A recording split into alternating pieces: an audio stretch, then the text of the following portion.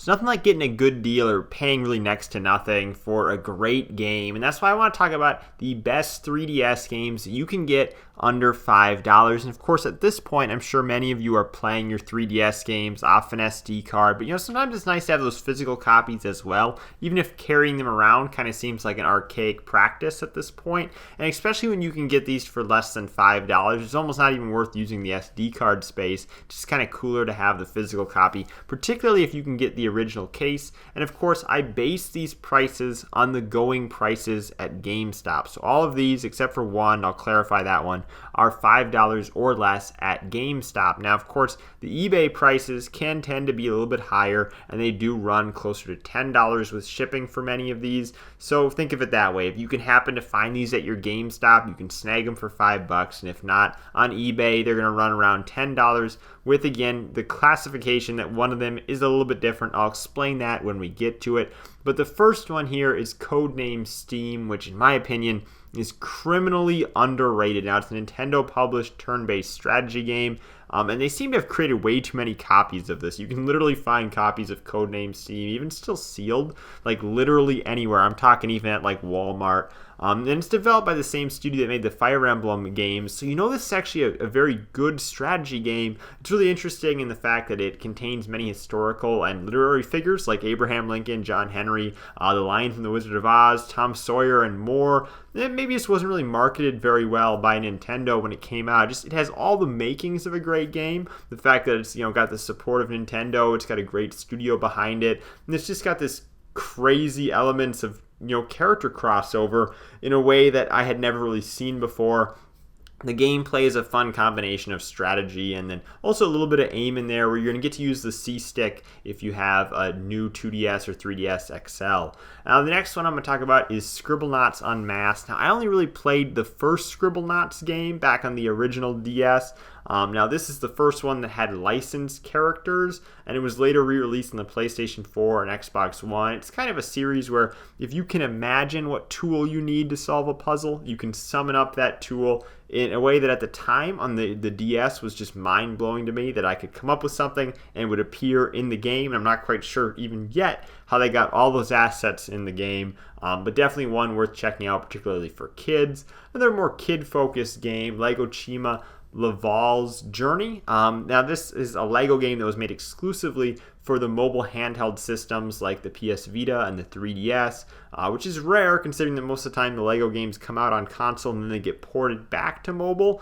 So it's kind of neat that this one was exclusive on mobile. It has a total of 60 characters that you can control, just like in your other Lego games, all sorts of characters you can unlock. And there's 15 levels to traverse via platforming, and the typical platforming, building, and puzzle solving aspects that you see in a Lego game. Now, there are other cheap 3DS Lego games, including Lord of the Rings one. However, of course, that one was released on other platforms, so I thought if I was going to feature one Lego game on here, it's got to be the one that was exclusively on mobile. Next up, Tom Clancy's Ghost Recon Shadow Wars. Now, it's kind of odd to think that a Ghost Recon game is in this turn-based, almost XCOM style that this is in. Similar again to something like Fire Emblem, except cover plays a huge role here. Now, there's a deep upgrade system and a campaign that takes around 40 hours to play through, as well as there being these other sort of challenge, skirmish type missions. So I think for $5, if you're a fan of turn-based strategy or the Tom Clancy series in general, this is definitely worth giving a look. Now,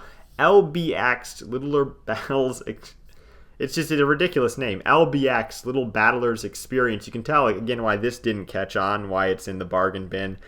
It's a downright terrible name, but it seems like a great game. It's part of a larger series created by Level 5, so a great developer behind it. This was the only game in the series released in the West. It had other titles that came out on the 3DS and the PSP back in Japan, but this is the only one that made it here and is in English. It's an action RPG with these little robots that you battle and customize each individual parts as a part of its upgrade system. Somewhat reminds me of Gotcha Force I talked about here a couple months ago on the GameCube. It's something that I'm going to definitely want to check out down the road. In fact, right now at the time of recording this, it's only $2.99. It's on sale, but normally it's $4.99, and it goes for very cheap on eBay as well. Now we're going to get into those ones that are a little bit of sticklers. Now, Project X Zone is one of those ones where it's $5 at GameStop, but on eBay it's running you closer to $10 to $12. Now, it's developed by Monolith Soft with the help of Capcom and Red Entertainment. Entertainment and published by Namco Bandai. There's just tons of big name companies involved in this because all of their characters plus sagas are featured in this, in addition to taking place on maps that are based around these different franchises. There's so many different franchises overlapping in this game, and if you're a fan of even a few of them, I think it's worth checking it out. It's a grid-based battle system with just, again, iconic locations from all over these different franchises, and it's just a slew of characters that I can't even believe all overlapped into one game, and somehow it passed me by back in the day. There's a second one that also came out on the 3DS, I believe in America. I believe you can get that one in English as well, and that one is more expensive. Now, Yokai Watch is the one on this list that is not $5 at GameStop. However, I've seen it at the Five Below stores going for obviously $5. If you're familiar with the Five Below stores, similar to a dollar store, but everything's $5 or less.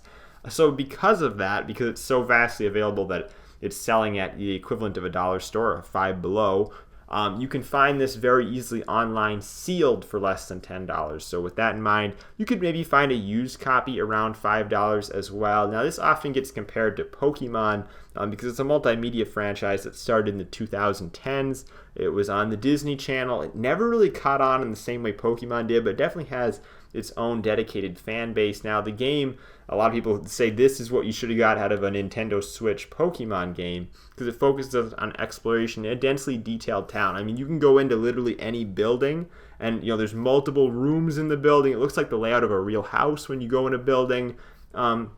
Just a much deeper experience in terms of the open world being significantly more detailed. And you're able to capture these demon monsters that are seemingly hiding in plain sight around you in different objects using your Yokai Watch. Now there's more games in the series. The most recent release on the Switch in Japan, I'm not sure if that's going to get translated and released in America as well, but there were 3 of these games that released on the 3DS, all of which were in English. The second game, which is typically seen as the best one of the series by most, actually had like a double release, kind of like a Pokemon Red and Pokemon Blue type release, so you can go with really either option there. And then of course there's the third game, which I believe is a standalone title. And the last one to mention, and this is a real stickler, is One Piece Romance Dawn, which was originally a PSP title that got ported to the 3DS, and this is the only way you can play it in English. And if you're a fan of One Piece or you're familiar with collecting on the 3DS, you probably know this game is relatively expensive. It's $40 to $50 on eBay. The funny thing is it's only $5 at GameStop. You can't get it shipped to you. They're out of stock of them online. However,